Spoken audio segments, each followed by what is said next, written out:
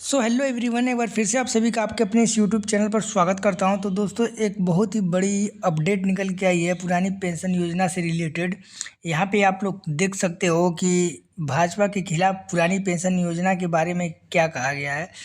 तो यहाँ पे साफ साफ आपको हेडिंग में दिख रहा होगा, लिखा है कि भाजपा के लिए सिरदर्द बन रही है पुरानी पेंशन योजना। मतलब भाजपा के लिए अब ये सिरदर्द हो चुका है, क्योंकि ये पुरानी पेंशन योजना न लागू करना चाहता है, न अन्य राज्यों में लागू होने दे रहा है।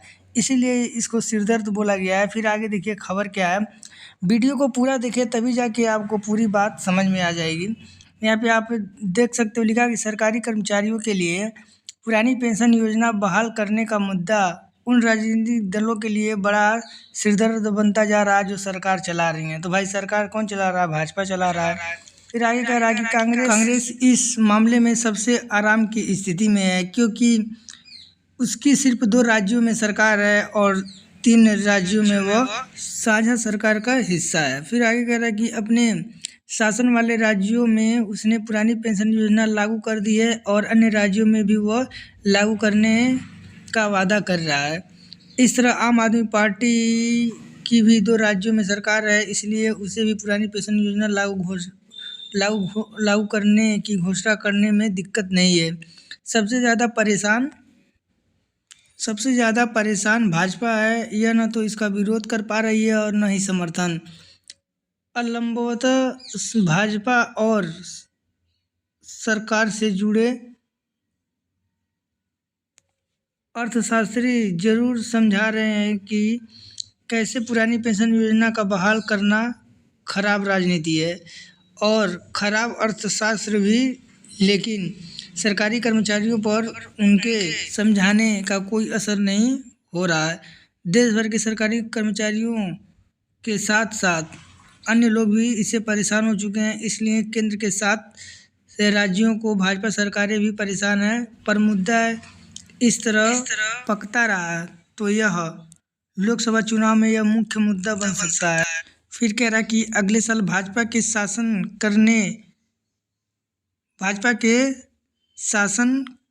करने कई राज्यों में चुनाव है और वहाँ भी कांग्रेस इसका वादा करेगी। फिर कह रहा है आगे कि एम्स का सर्वर हैक होना।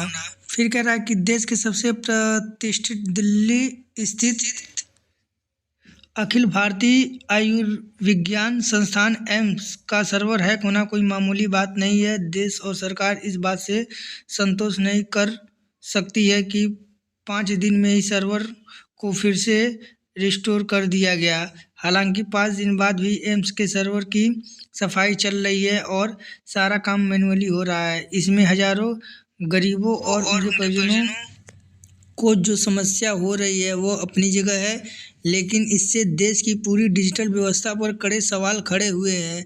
हर जगह छोटी छोटी चीज़ों के लिए नागरिकों से उनका संवेदनशील डाटा लेकर स्टोर किया जा रहा है। आधार में उनका बायोमेट्रिक डाटा स्टोर किया हुआ है। इसलिए सरकार को सबसे पहले यह पता लगाना चाहिए कि सर्वर को किसने हैक किया और उसने कितना डाटा चुराया। खबरों के मुताबिक 3 से 4 करोड़ लोगों का डाटा चुराया गया है। अगर यह सही है तो नागरिकों को निजता और सुरक्षा के साथ साथ देश की सुरक्षा के लिए भी खतरे की घंटी है। गौरव तल है कि भारत में साइबर सिक्योरिटी को लेकर कोई कानून नहीं है। निजता का कानून भी भारत में दूसरे सभ्य देशों के मुकाबले बहुत सख्त नहीं है। सोचने वाली बात यह है कि एक तरफ सरकार पूरी अर्थव्यवस्था और प्रशासनिक व्यवस्था को डिजिटल बना रही है और दूसरी तरफ डिजिटल सुरक्षा की ऐसी स्थिति है कि एम्स जैसे संस्थानों का सर्वर हैक कर डाटा चुरा लिया जाता है। फिर आगे कह रहा है कि टकराव नहीं चाहती ममता बनर्जी। पश्चिम बंगाल की मुख्यमंत्री और तृणमूल कांग्रेस की सुप्रीमो ममता बनर्जी अब पहले की तरह केंद्र सरकार और भाजपा से टकराव नहीं चाहती। इसके विपरीत वह भाजपा के प्रति सद्भाव दिखा रही हैं और इससे पीछे मकसद बहुत साफ है। फिर वह नहीं चाहती कि राज्य का बहुसंख्यक हिंदू मतदाता उनको हिंदू विरोधी समझे। वह हिंदू मतदाताओं को नाराज कर उन्हें पूरी तरह से भाजपा के पाले में भेज देने को राजनीति से बचना चाहती हैं। उनको लगता है कि राज्य के अल्पसंख्यक मतदाताओं के सामने अब कम्युनिस्ट और कांग्रेस के साथ नहीं जाने वाले हैं, इसलिए ममता भाजपा के प्रति चाहे जितना सद्भाव दिखाएं अल्पसंख्यक उनको ही वोट देंगे। कम से कम अगले चुनाव तक तो यह स्थिति नहीं बदलने वाली है, इसलिए वह केंद्र सरकार के प्रति पूरा सद्भाव दिखा रही हैं। उपराष्ट्रपति के चुनाव में गैर हाजिर रहकर उन्होंने राजग उम्मीदवार की मदद की, तो पिछले दिनों पश्चिम बंगाल के कार्यकारी राज्यपाल रहे ला गणेशन के भाई के जन्मदिन के कार्यक्रम में शामिल होने तमिलनाडु पहुंच गई। उन्होंने कई दिन पहले ऐलान कर दिया था कि वह प्रधानमंत्री मोदी से मिलेंगी। हाल ही में उन्होंने राज्य विधानसभा में नेता विपक्ष शुभेंदु अधिकारी को चाय पर बुलाया और उनसे बात की। शुभेंदु पहले उनकी पार्टी में ही थे। उन्होंने बद्रीनाथ विधानसभा सीट पर ममता को हराया था और उसके बाद में लगातार ममता पर हमला हो रहे हैं। इसके बावजूद ममता ने उनको चाय पर बुलाया और उनको अपना भाई बताया। फिर आगे देखते हैं क्या बोलता है।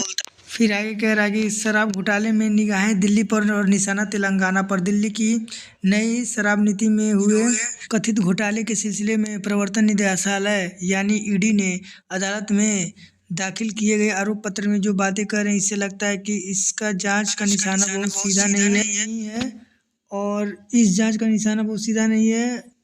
यह कहीं पे निगाहें कहीं पे निशाना वाली बात है। जांच दिल्ली में चल रही है। छापे दिल्ली के उप मुख्यमंत्री, राज्य के अधिकारियों और कारोबारियों के यहाँ पड़े हैं, लेकिन असली निशाना तेलंगाना है। इस मामले में तेलंगाना के कई कारोबारियों और नेताओं को निशाना बनाया गया है और कह रहा है कि आने वाले दिनों में जांच की आंच उन तक भी पहुंचेगी। ईडी के आरोप पत्र में साउथ ग्रुप को बात कही गई है। इस साउथ ग्रुप में जिन लोगों का हाथ है उनमें एक नाम कविता का है। पिछले दिनों में दिल्ली के भाजपा नेताओं के आरोप लगाया गया था कि तेलंगाना के मुख्यमंत्री के चंद्रशेखर राव की बेटी के कविता ने अपनी प्रभाव और संपर्क का इस्तेमाल करके शराब के ठेके दिलवाए थे। कविता के अलावा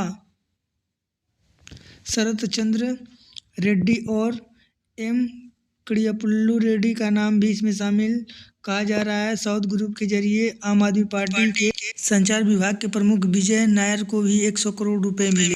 फिर आगे कह रहा है कि कविता मुख्यमंत्री की बेटी हैं और शरत रेड्डी बड़े कारोबारी समूह के मालिक हैं। फिर कह रहा है आपराधिक उम्मीदवार।